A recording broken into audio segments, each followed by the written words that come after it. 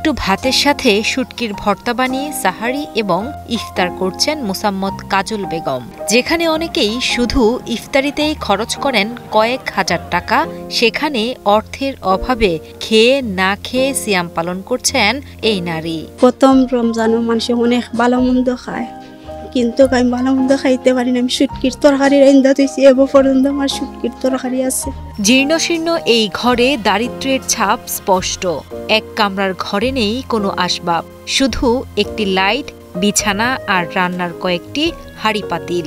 ঘরে বিদ্যুৎ থাকলেও অর্থের অভাবে কিনতে পারেননি একটি ফ্যানও। ঘরের মধ্যে একটা ফ্যান নাই, গরমের মধ্যে আমি একটা পাঙ্খা লই আমি বাতাস দিই, হঠাৎ করি ওনার মধ্যে বেদনা করে। মাত্র 15 বছর বয়সে বাবাকে হারান কাজল বেগম। 18 বছর বয়সে বিয়ে হলেও বিয়ের 2 বছর পর স্বামীও ছেড়ে যান তাকে। সেই বছরই মাকে হারান হতভাগা কাজল। জীবনে একের পর এক বিপর্যয়ে ভেঙে পড়া এই নারী এখন নিজেও নানা রোগে আক্রান্ত। ঠিক মতো করতে পারেন না হাঁটা চলাও। আমি কিছু একটা জিনিস খাইতে পারি না, ওষুধ চলে না আমার। এরপরে হইল আমি হাঁটতে পারি না, রায় তুইলে আমি অসহায়ের মতো ঘুমাই। গত 3 মাস আগে বেশি অসুস্থ হলে চিকিৎসকের কাছে গেলে জানতে পারেন মেরুদণ্ডের হাড় ক্ষয় হয়েছে।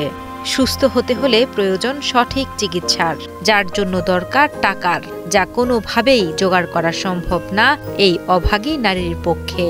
অর্থাভাবে চিকিৎসা না করাতে পারায় প্রতিনিয়তই যন্ত্রণায় ছটফট করছেন কাজল। বর্তমানে তার অবস্থা এতটাই খারাপ যে কোনো ধরনের কাজ করার ক্ষমতাও নেই তার। ডাক্তার বলছে যে তোমার যখন পেটের ব্যথাটা কমে না, তোমার পেটটা ফুলা কমে না, পিঠির সমস্যা করে, তোমার পিঠে তো অনেক বেদনা জমা, তুমি এক কাজ করো, তোমার অপারেশনের ডেট দিয়ে আমরা, তুমি অপারেশনকে করতে পারবা। আমি বললাম স্যার আমার দ্বারাতে সম্ভব না, একটা অপারেশন করাইছি, বহুত কষ্ট নেই, এই অপারেশন করানোর মতন আমার কোনো সামর্থ্য নাই স্যার। সুনামগঞ্জ জেলার ছাতক উপজেলার ঘিলাছড়া গ্রামের বাসিন্দা 37 বছর বয়সী মোসাম্মত কাজল বেগম গত 5 বছর ধরে সিলেটের আম্বরখানা এলাকার একটি ছোট কলোনিতে ভাড়া থাকছেন একা, কিন্তু ঠিকমতো দিতে পারেন না ভাড়াও। কাজলের এমন দুর্ভোগ সহ্য করতে পারছেন না তার প্রতিবেশীরাও।